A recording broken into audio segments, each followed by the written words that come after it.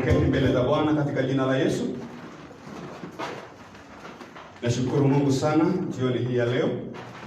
Bwana ametujalia neema kubwa sana kuwa hapa katika nyumba ya Mungu. Tulikuwa na ibada ya kwanza ya vijana, tukawa na ibada ya pili ambayo ni ya shirika fulani, tukawa na ibada ya tatu ya shirika fulani, na sasa tumebarikiwa sana kuwa na ibada ya 4 ambayo ni ya wazee wetu waliojawa na hekima kubwa. Jina Mungu libarikiwe sana. Haleluya. Na tumebarikiwa sana kuwa na wazee wa heshima kiasi hiki. Na tulikuja kuona ni wengi sana. Nimeweza kuinteract na karibu wote moja kwa moja, na ni wazee ambao wamejawa na hekima ya hali ya juu. Jina Mungu libarikiwe sana. Kuna wakati huwa tunazungumza na mzee Murithi na nimempenda sana. Isipokuwa ni kama hajui, lakini tunapokaa chini, ana historia ndefu sana ya maisha. Na historia ndefu sana ya maisha. Na nipenda sana, anaongea mambo vile ilivyo na mambo ambayo amepitia na vile ameona mkono wa Mungu ukiwa pamoja na yeye. Na nimekuja kuona ana utajiri mkubwa sana wa maisha haya, na pia ana utajiri mkubwa sana wa Mungu. Jina Mungu libarikiwe sana. Na pia nimeweza kuongea na wazee wengine hapa, na namshukuru Bwana kwa sababu ya kuwa pamoja na nyinyi. Tunawaheshimu sana, na tunaona kama tungepungukiwa na grupu hii yenu, ninaona kama kanisa letu halingekuwa limekamilika. Jina libarikiwe sana. Hivyo tunafurahia sana kwa pamoja na nyinyi. Bwana awabariki sana. Wakati fulani tunakutananga na Mama Mwangi. Mama Mwangi naye kuna kitu ambacho amezoea kusema, isipokuwa hajui kama kina impact maisha yangu. Tunapoongea tukimalizia lazima aniambie, "Na mchungaji, ninakupenda sana." Amen. Ninakupenda. Najua hiyo mimi sikuwa naweza kuona haya kuniambia ama Sharon, lakini lazima aniambie, "Na mchungaji, ninakupenda sana." Sijui kama una habari, hakuna mtu ambaye hapendi kupendwa. Ni kweli. Blessed be the name of the Lord. Bwana awabariki sana. Mzee Gabongo, Mzee Molabo, Mzee Alois na Macharia na Mzee Babu Macharia, tunafurahia sana kuwa pamoja na nyinyi. Praise and worship team, karibuni sana, tunapenda sana. Asante kwa sababu ya kuwa katika kazi tangu asubuhi hadi jioni hii ya leo. Nyinyi ni wahuduma pamoja nasi. God bless you so much.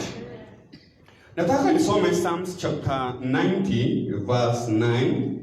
Alafu nitaleta ujumbe ambao nasikia Bwana ameweka ndani ya moyo wangu, na naamini kwamba Bwana wetu kwa pamoja ataweza kutubariki sana. Psalms 90 verse 9.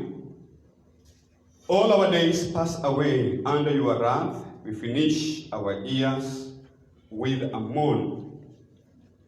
All our days pass away under your wrath. We finish our years with a moan.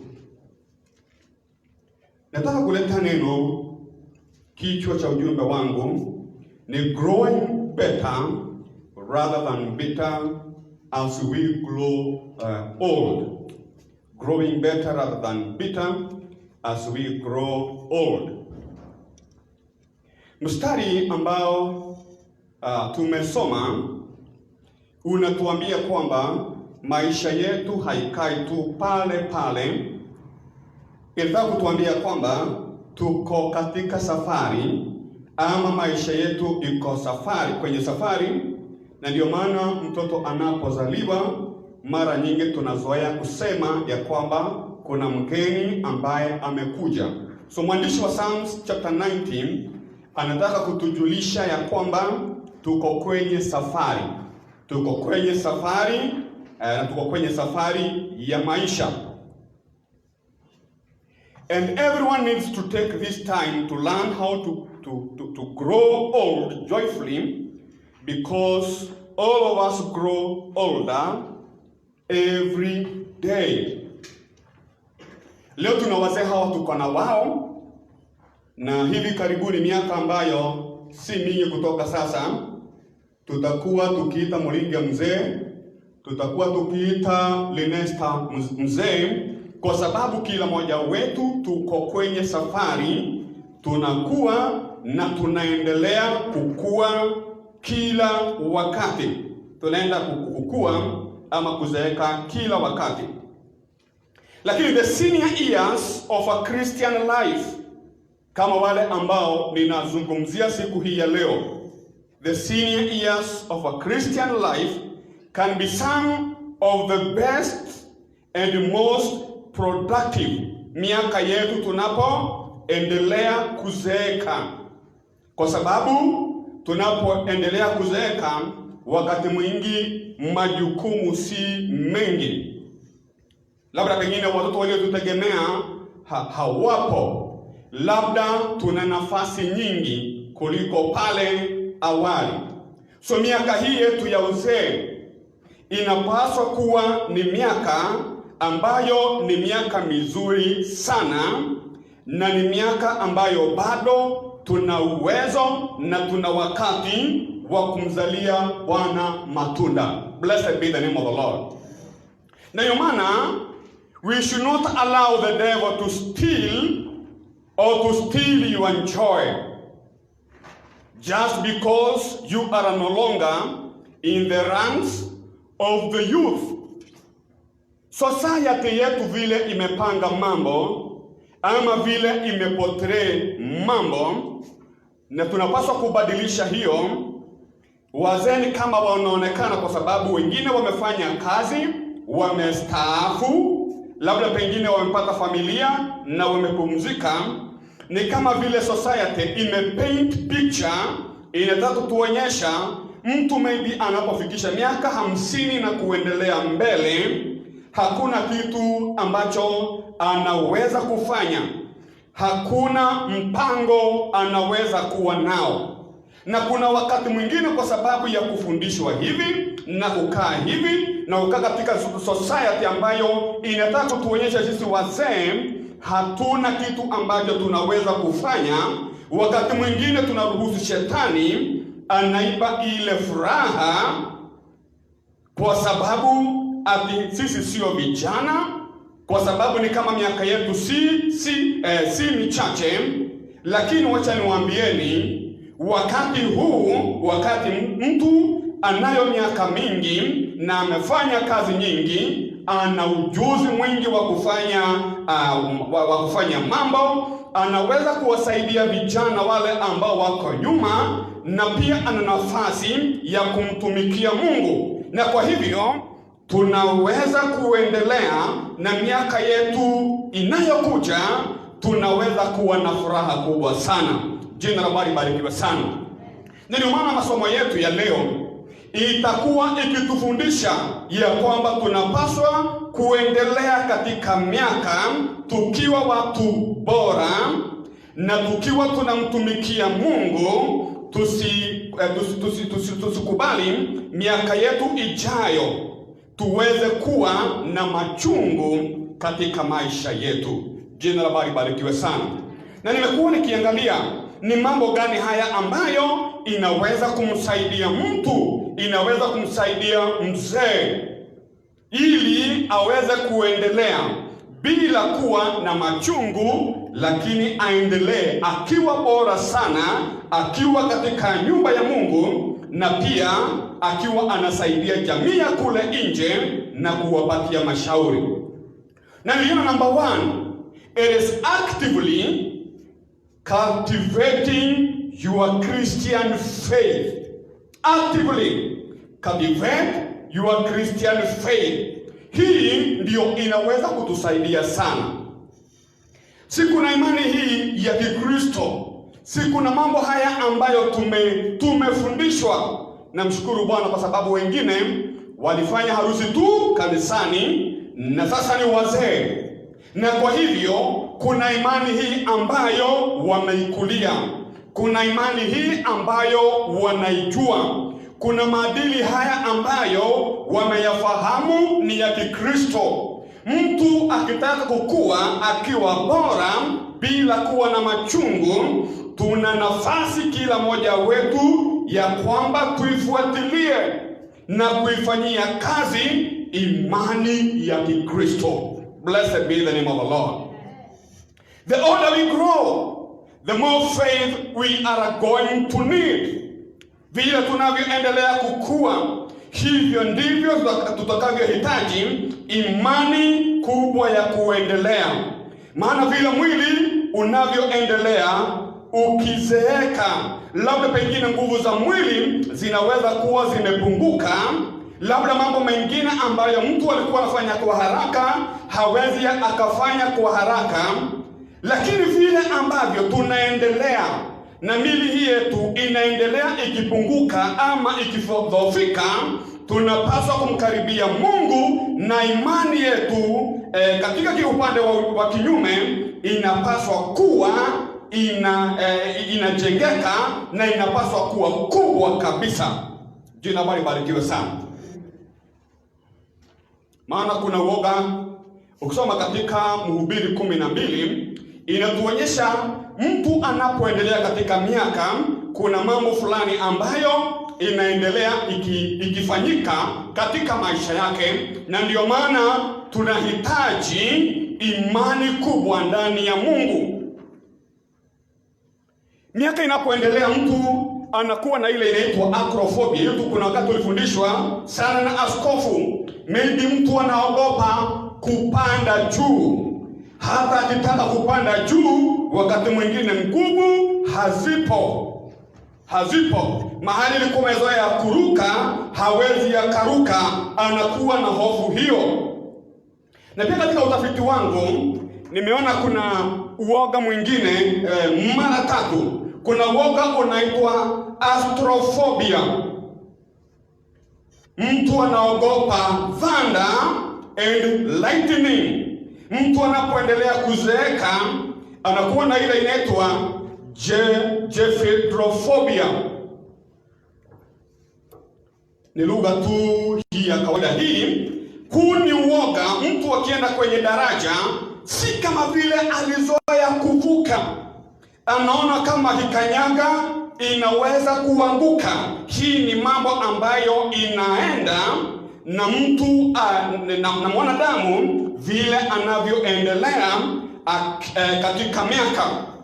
Kuna uoga unaitwa monophobia. Monophobia ni kitu ambacho kinasumbua wazee. Amezoea kuwa na mke wake, amezoea kuwa na mume wake, amezoea kuwa na watoto wake. Sasa watoto wale si watoto tena, imefika wakati wameenda kwa boma zao, na kwa hivyo na labda alikuwa na nyumba kubwa iliyojawa na vyumba vingi. Wakati fulani kulikuwa na makelele aliyopenda sana, wakati fulani manguo ingekuwa imetapakaa kila mahali. Lakini sasa wote wameenda, yuko peke yake, na wakati mwingine na mke wake. Ni kama vile walivyoanza.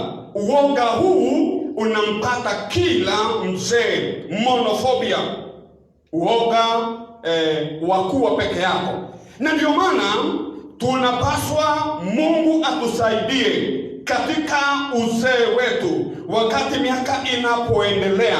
Kama tunataka tusikue watu wenye machungu, ili tuendelee kukua bora, lazima tuwe na imani ndani ya Mungu, ama ile imani ya Kikristo inayojengeka kwa sababu ya mtu kuifuatilia. Anataka kuwa karibu na Mungu.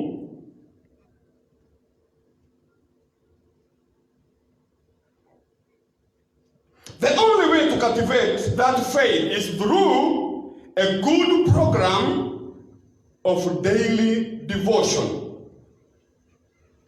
Namna ya kufuatilia hiyo imani yetu na kukua katika hiyo imani ni vizuri Mungu akitujalia, kwa sababu hatuna mambo mengi. Tuwe na programu fulani. Nina wakati ambao nimetenga wa kutafuta uso wa Mungu. Nina wakati ambao nimetenga wa kujifundisha neno la Mungu, na si kujifundisha tu, ni kutafakari na kujua vile Mungu anavyoninenea.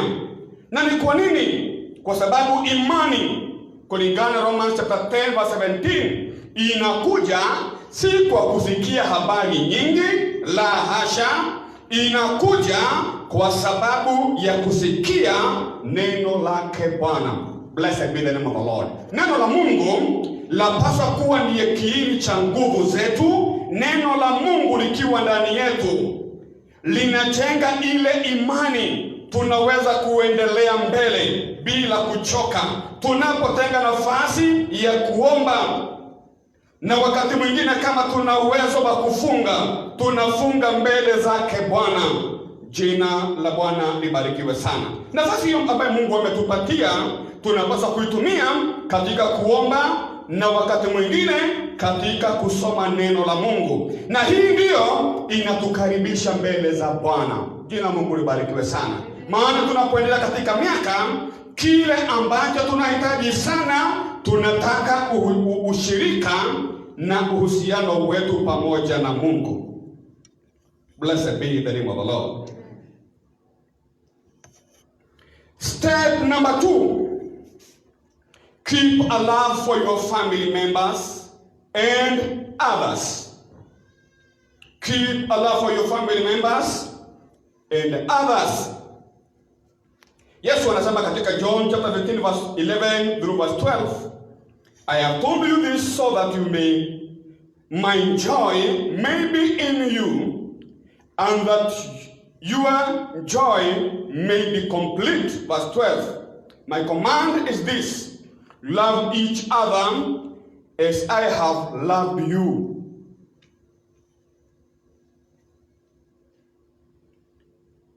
Nimeinteract na watu na niinteract na my dad katika wakati wa uzee wake, lakini niliona ama nimeona mtu asipojiangalia anaweza kukosa nafasi ya kuwapenda wale wa familia yake, na pia huo upendo unaweza kuwa umepunguka kwa sababu ya watu wengine. Hii husababishwa na nini? Inaweza kusababishwa labda pengine ulipokuwa umeajiriwa kazi, ulipokuwa na nguvu, maybe ulifanya investment nyingi, ulichukua loan, ukawasomesha watoto wako, ulijinyima mambo mengi na ukawekeza kwao ili waweze kusimama na waweze kufanikiwa katika maisha. Lakini hatari inayokuja wakati mwingine, tunaweza kuwekeza kwa watoto na Mungu amewajalia, wameendelea, wamefanikiwa, na nimeona wengine wana tendency ya kuwasahau wazazi wao. Jina bali barikiwe sana. Wana that tendency, na ni makosa makubwa sana. Lakini hata hivyo, wakati mwingine kwa sababu ya matokeo haya, wakati mwingine mtu anaweza kujipata hata watoto wake hawapendi, hata mke wake hampendi, hata mume wake hampendi, na mtu ambaye hana upendo ndani yake anakuwa na machungu. Na wakati mwingine kwa sababu ya kutelekezwa na wale wa kwake, wakati mwingine anaweza kujiona hafai, na kwa sababu ya kujiona hafai, wakati mwingine anaweza kukubali ama kutengeneza kanyumba kake akiwa peke yake. Hataki ushirika na watu wengine, hana marafiki, anakaa peke yake kabisa. Na wakati mwingine huzuni ndio inampata na uchungu unampata, na maybe katika jamii tumeweza kuona matokeo. Lakini Bwana tusaidie sana. Jina Mungu libarikiwe sana. Ninaomba Mungu atusaidie, hata wale wazee tuko na wao hapa. Ninaomba hata katika wakati wenyu wa uzee, Mungu atawakumbuka yeye mwenyewe, na maybe akipenda hata kutumia watoto wenyu, Mungu atawakumbuka katika jina la Yesu. Maana hiyo roho haijatoka kwa Mungu wa mbinguni. Blessed be the name of the Lord. Lakini namshukuru Bwana kwa sababu ya miongoni wazee wako hapa ambao kwa njia moja au nyingine maisha yao imekuwa influenced positively na wale watoto wa kwao. Bwana atukuzwe sana. Haleluya. Jina Mungu libarikiwe sana. Na kwa hivyo hicho ndicho kitakachotusaidia tuwapende wale wa jamii zetu. Hata yule mtoto hakusaidii, umpende. Yule bibi anakukumbuka baba, umpende, kwa sababu wote ni wako. Wakati mwingine inatuhuzunisha, na hii nimeona imetukula sana sisi watu wa nyumba ya imani. Inatukula kwa njia gani? Kuna mambo ambayo tangu zamani umemfundisha mtoto wako. Ulimleta katika nyumba ya Mungu, akawa dedicated, na maybe akaingia Sunday school, akawa akifundishwa neno la Mungu, na maybe katika wakati wake wa kubarehe ulifanya kazi kama mzazi na ukamsaidia kuwa katika nyumba ya Mungu. Lakini kuna umri wa mtoto unaofika, na unapofika yeye mwenyewe anajiamulia maisha yake, na wakati mwingine hata wanatoka mahali ambapo sisi tunashiriki. Wakati mwingine pia hata wanaacha nyumba ya Mungu na wanafuata njia zao. Na wakati mwingine nimekuwa nikiona kama hii, wakati mwingine inatunyima moral authority. Lakini wacha niwaambieni, shetani hapaswi kutumia hii kama mbinu ya kutugandamiza. Si wewe ulifanya vile ulipaswa kufanya, si ulimpeleka katika nyumba ya Mungu, si hata ulimpeleka akawa dedicated, na wakati umefika akajiamulia maisha yake. Hii haipaswi kupunguza upendo wako kwake, kwa sababu at the end of the day atakuwa mtoto wako. Jina barikiwe sana. Si tunapaswa tu kuwapenda na kuwahimiza, lakini kile ambacho naamini katika maisha yangu ni ya kwamba hata kulingana na Mungu, kile alichofundishwa tangu akiwa mtoto mchanga, ninajua na tunapaswa kuwa na imani hawataondoka ulimwengu huu kama hilo neno walilolisikia halitawarudisha katika nyumba ya Bwana. Blessed be the name of the Lord. Litawarudisha.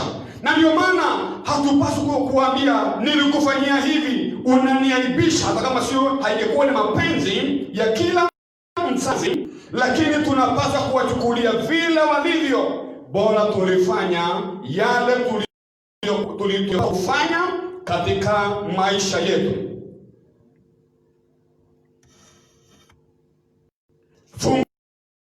Fungua milango yako na uwe na marafiki walio na imani kama wewe, kwa sababu mwanadamu ameumbwa akiwa a social being. Blessed be the name of the Lord. Tafuta marafiki,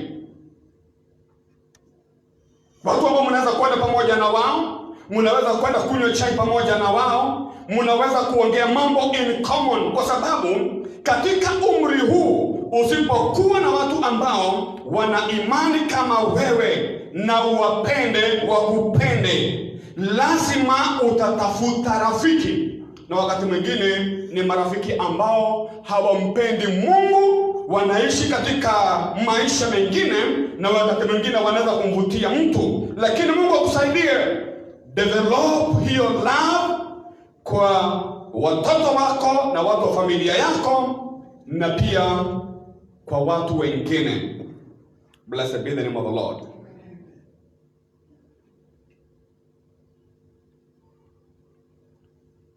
Kuna mtu mwenye hekima aliandika Proverbs 18 verse 24, na anasema, a man of many companions may come to ruin, but there is a friend who sticks closer than a brother. Inatufundisha marafiki ni wazuri, lakini pia kuna rafiki ambaye hukaa karibu sana kuliko ndugu, na huyo rafiki ni Bwana Yesu. Jina lake libarikiwe sana.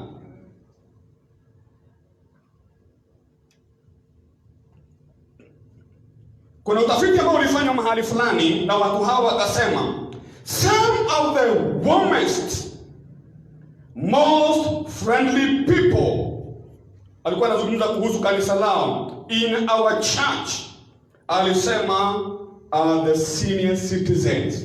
Jina Mungu libarikiwe sana. Hallelujah. Na nafikiri ninaweza kukopa hiyo.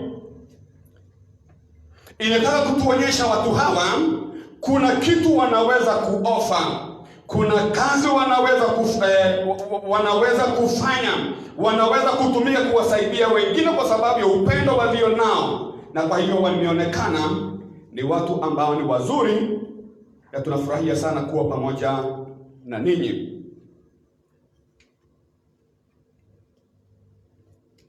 Kitu cha pili, maintain a cheerful spirit each day. Maintain a cheerful spirit each day.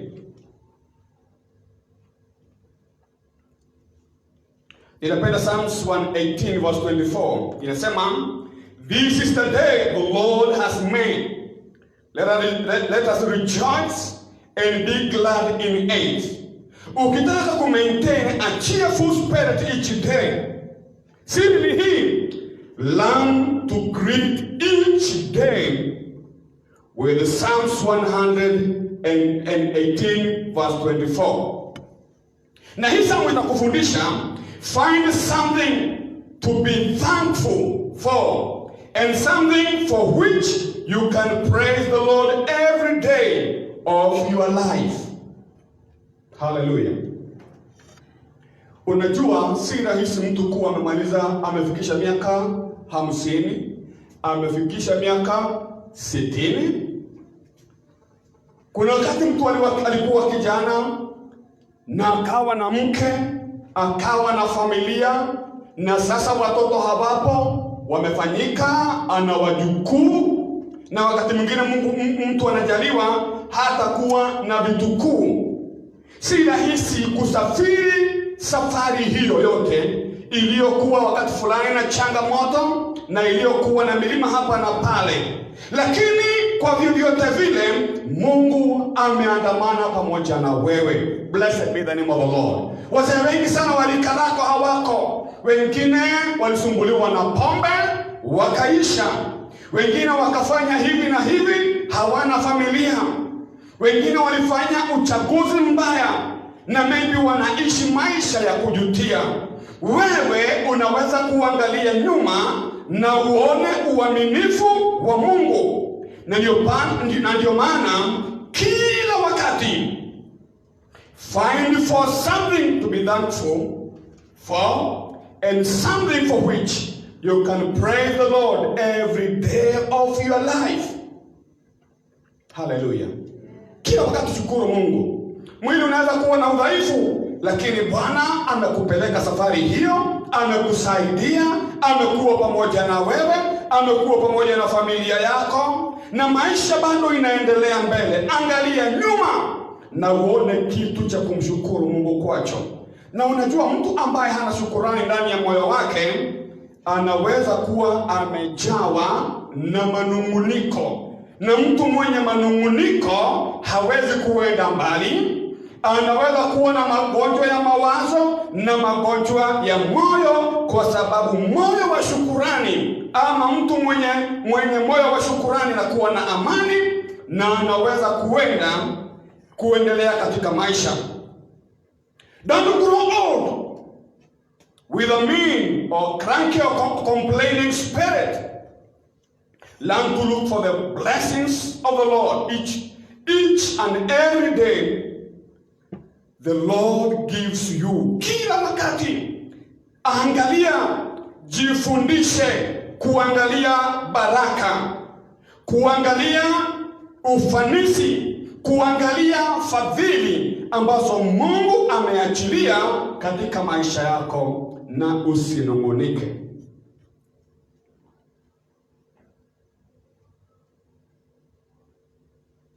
Develop the kind of an attitude and spirit as you grow older that make others want to be around you.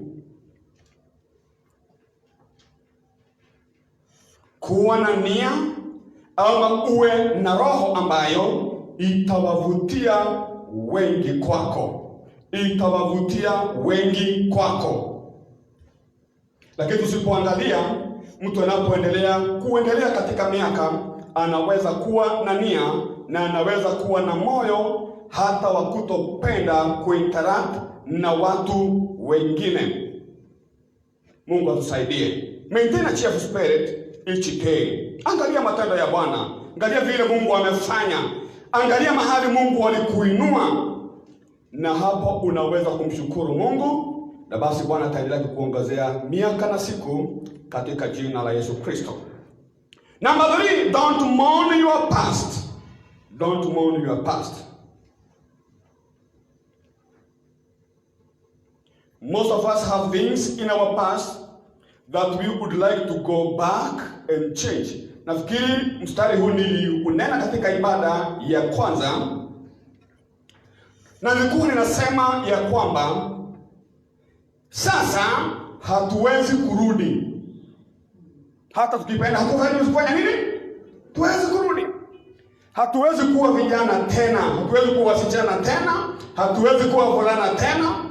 Na hata nyinyi hamwezi kuenda mwe wasichana hao wadogo na wavulana hao wadogo. Hiyo nafasi ilifanya nini?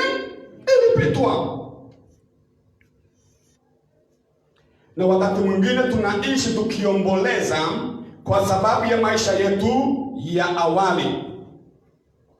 Since this is impossible, we must stand to lose of the past and live in the present. Ishi maisha ya sasa. Ishi maisha ya sasa. Usiangalie nyuma na uomboleze watoto wako, uomboleze kazi uliyoifanya, uomboleze familia yako, uomboleze maamuzi uliyoyafanya. Hiyo haiwezi kutusaidia tunapoendelea katika miaka. In fact, ile itafanya inaweza kusababisha magonjwa ya kiakili. Lakini Bwana atusaidie, Mungu atusaidie. Kuna utafiti ulifanywa na watu walisema hivi, most of the old people don't live a life of joy because of their inability to let the past go. Memory can be sweet or they can be bitter, but they cannot be changed. Memory inaweza kuwa nzuri sana ama memory inaweza kuwa mbaya sana, lakini hiyo haiwezi kubadilika. Bwana tukuze sana. Kwa sababu hii haiwezi kubadilika, tunapaswa kuganga yajayo. Hiyo tuachane nayo. Ndio maana Mungu alikuwa anaambia wana wa Israeli katika kitabu cha Isaia wasiishi on their past. Na alikuwa anawaambia nitatengeneza njia katika bahari, nitafanya maji itoke kule jangwani. Alikuwa anawaambia mambo mengi. Na ndio maana hata katika uzee wetu, badala ya kuomboleza maisha yetu iliyopita, bado tunapaswa kumtazamia Bwana. Jina Bwana libarikiwe sana. Na jambo la kushangaza nimekuja kuona, Mungu pia ana uwezo wa kumbariki mtu katika uzee wake. Haleluya. Nimeshangaa sana. Mtu anaweza kung'ang'ana, ang'ang'ane, lakini kwenye uzee wake basi Mungu anakuja pasipo kutumana. Blessed be the name of the Lord. Mtu anakaa ile nyumba ambayo hangeweza kukaa, anaishi maisha ambayo hangeweza kuishi, maana Mungu wetu hubadilisha mambo. Na Mungu wa ujanani ndiye Mungu wa uzeeni. Haleluya. Haleluya. Na Mungu anaweza kupenda kwa mapenzi yake yale ambayo haikufanywa kule, Mungu akufanyie katika uzee wako. Haleluya. Jina Bwana libarikiwe sana. Nilifurahia sana siku moja tulienda kufungua nyumba ya mama Mwangi. Na hatimaye tukafungua nyumba ya mama Shiko. Ni watu ambao walionekana kama wamestruggle sana. Na mimi ungemwambia mtu utakaa kwako, utafungua nyumba yako, utakuwa ikaa katika compound yako. Ni kama mtu angefanya nini, angeamini. Lakini Mungu wa ujanani ndiye Mungu wa uzeeni, anaweza kubadilisha mambo. Jina la Bwana libarikiwe sana. Na Mungu anaweza kubadilisha katika uzee wetu, tuishi kwa furaha na to enjoy life in the name of Jesus Christ. Hallelujah, hallelujah. Bwana tukufu. Kwa hivyo, don't mourn your past. Trust God each day for His blessings and help for that day. Amini Mungu.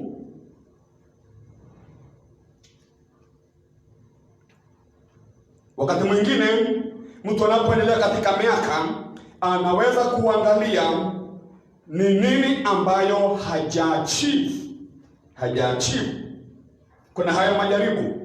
Na wakati mwingine mtu anapoangalia na kuona hajaweza kuachieve mambo mengi, hii inaweza kumsababisha aendelee katika maisha yake iliyosalia ya kuombolezea maisha yake iliyopita.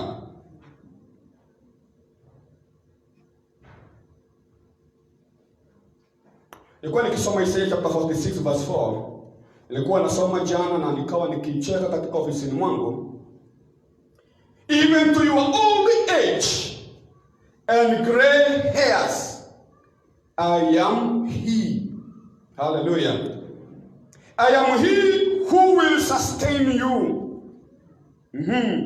I have made you, and I will carry you.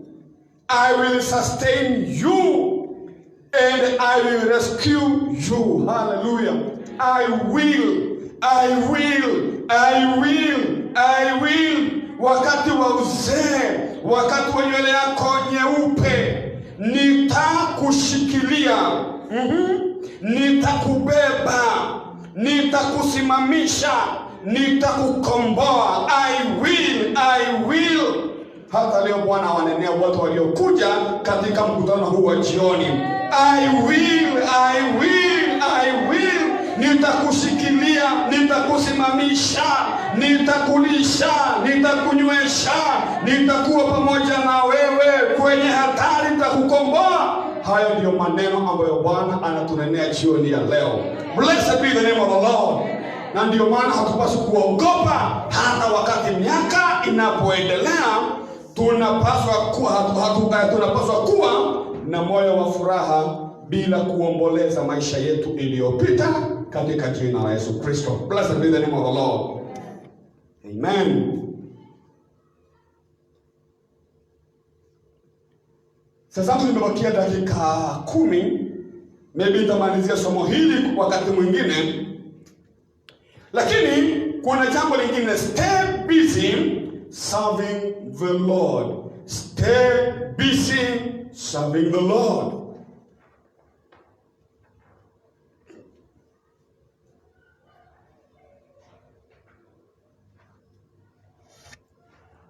Don't let the devil fool you into believing you should retire from active duty for the Lord. Maybe at age 50 or at age 60 or at age 70. Bora utakuwa hapa ulimwenguni na bora Mungu atakuwa amekupatia uwezo. Tunapaswa kuwa busy serving the Lord. Hallelujah.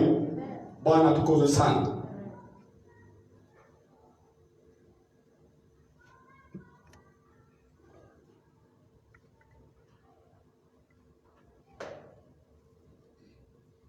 Because some of the best workers in the church are those who are senior citizens. Hawa ndio watu wanaweza kufanya kazi na wanaweza kufanya kazi bila kuwa na kitu chochote kile. Hallelujah. Bwana tukuze sana. Maana for example nichukue mfano wa mzee Mreithi. Mzee Mreithi hawezi kuwa hapa sasa tunapigana kwa sababu dini au mchungaji. Kama si kweli? Nataka kuwa alafu wanifanye sasa niwe na wao kwa sababu ninaona kama pulpit inafanya nini? Ni kama imeanza kushindaniwa. Ni kama imeanza kushindaniwa. La hasha. Na pia na yeye hawezi kufanya kazi ya Mungu akiwa na nia yote. Na kama kuna nia ya kufanya, anataka kazi ya Mungu ifanyike na iendelee mbele, na anataka aache liga. Sema si kweli? Bwana tukuze sana. Na ndio maana sisi ambao Bwana ametujalia na tumeendelea kidogo, kuna kazi nyingi sana ya Mungu ya kufanya. Hawa ni watu ambao wamekuwa kwenye miradi, mumejenga nyumba zenu, mumejenga mashamba yenu, mumefanya haya na yale.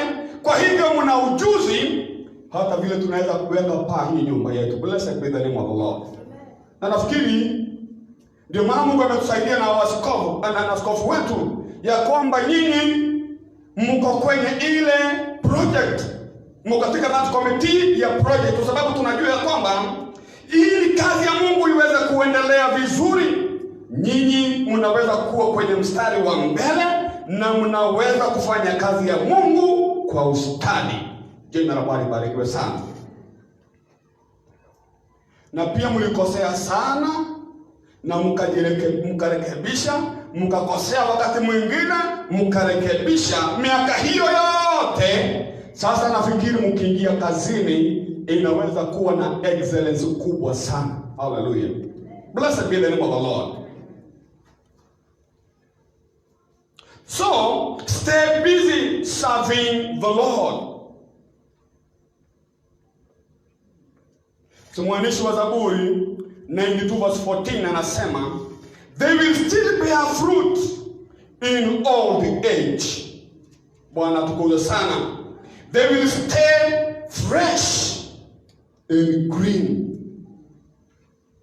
Hiyo inaweza kuonekana kama haifai sana hapo, lakini watu hawa ambao wanampenda Mungu, wamekuwa mbele za Mungu, wamemtumikia Bwana kwa miaka mingi, wana ujuzi, wana ufahamu, hawezi kufurahia kazi ya Mungu ikianguka ama isipoendelea mbele. Na ndio maana mwandishi anasema kwenye umri wao wa uzee bado watakuwa na nguvu, na bado watakuwa fresh, na watakuwa green. Hallelujah. Verse 15, proclaiming the Lord is upright, he is my rock, and there is no wickedness in him. Blessed be the name of the Lord. Na kwa hivyo wakati huu ndugu zetu, ni wakati nyinyi mnaweza kutusaidia kwenye mikutano ya vijana, mnaweza kutusaidia katika project, mnaweza kuhudumu katika nyumba ya Mungu. Kuna kazi nyingi, na ndio maana Bwana anawaita leo, na mnapaswa kuwa very busy serving the Lord. Hallelujah. Be busy serving the Lord.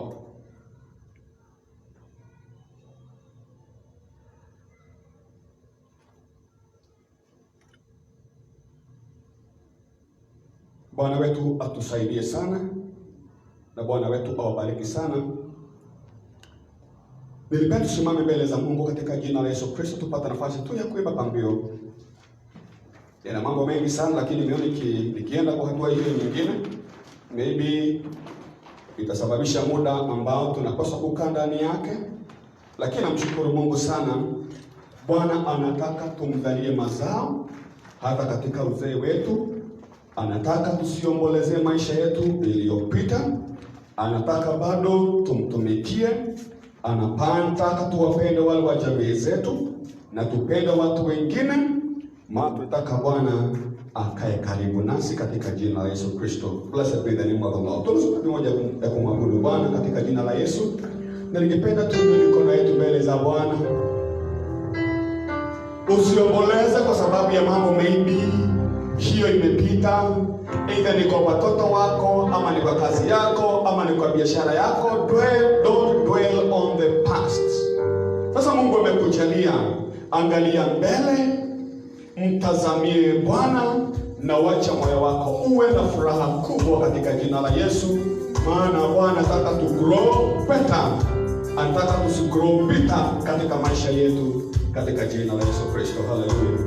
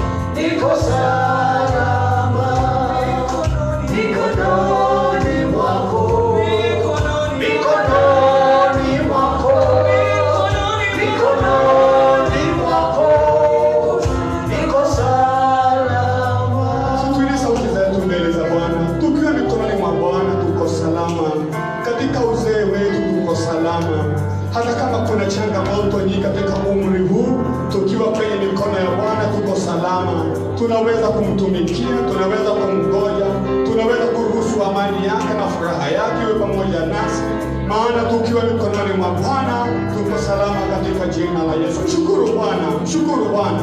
Inua sauti yako mbele za Bwana jioni ya leo katika jina la Yesu. Wacha kuwa na hofu, usiogope, usiwe na mashaka, usiomboleze maisha yako iliyopita, maana Mungu wa ujanani ndiye Mungu wa uzee. Mambo uliyotamani yafanye bado anaweza kufanya hata leo katika jina la Yesu. Hajabadilika, ndiye yule jana, leo na hata milele. Ana upendo mkubwa sana kwa ajili yako na familia yako na kile unachofanya. Mungu ana mawazo mazuri sana na wewe katika jina la Yesu. Hallelujah. We give you glory, we give you glory, we give you glory, we give you glory, our Father, in the name of Jesus Christ.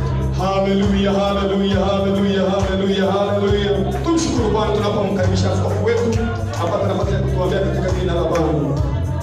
Thank you Jesus Christ. Hallelujah. Tunakupa sifa Mungu Baba wetu kwa jina la Yesu. Asante maana wewe ulikuwa tangu mwanzo, wewe upo na utudumilia na milele, mfalme wa utukufu. Tunyenyekea mbele zako, maana maisha yetu tulikukabidhi wewe, ili Baba utuongoze na ututunze, na tumeona uaminifu wako Bwana. Si wewe ulimsaidia Daudi sana katika Psalms 37 and verse 25. Kakini kwamba alikuwa kijana, sasa ni mzee, na hajawahi kuona mtu mtakatifu ameachwa na Bwana, wala uzao wake ukiomba mkate. Hii ni ushuhuda wa uaminifu wako Bwana, na maana wewe hubadiliki na hugeuki, unadumu ukiwa mwaminifu Bwana. Uaminifu wako tutauona ujanani, tutauona hata katika uzee wetu, maana wewe ni Mungu wa milele. Ambatana na kila mmoja wetu Bwana, tusaidie maadamu umetupa nafasi ya kuwa hai, tukutumikie Bwana, na tusihisi maisha ya majuto.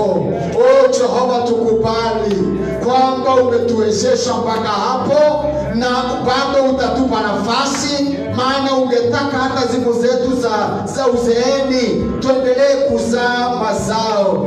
Tumesema hao watakatifu watakuwa kama miti ya mitende, wataendelea kuzaa, wataendelea kutangaza fadhili zako, ya kwamba wewe una fadhili nyingi. Na kabidhi kila mmoja wetu mikononi mwako, na hasa wale ambao kwa ibada hii tumekusudia. Mungu, simama na kila mmoja, wapigania, washindania, watetee, wasaidie, wape upendo wa kupende sana, na wapende watu wa familia yao wale umewapatia Bwana. Naomba wazee hawa hawatapata njaa, na hawatapata kiu, na hawataenda uchi, maana Mungu unawashughulikia, unashughulikia maisha yao, na utawabariki na wingi wa baraka zako, ili waendelee kukuona wewe, maana wameshakabidhi maisha yao mikononi mwako. Tunasema ni asanti. Wote tuliohudhuria ibada ya leo, tujibarikisha kwa Bwana. Bariki praise and worship team, watendee matendo ya fadhili. Asante Bwana, maana wamejitoa katika nyumba yako tangu wengine asubuhi mapema mpaka saa hizi jioni, wamekaa kwenye madhabahu yako. Washindishie neema, washindishie kibali, washindishie moyo wako Bwana, ili wakuone zaidi. Tubariki watu wa media, nao wabariki, watendee mazuri. Walifika mapema tu na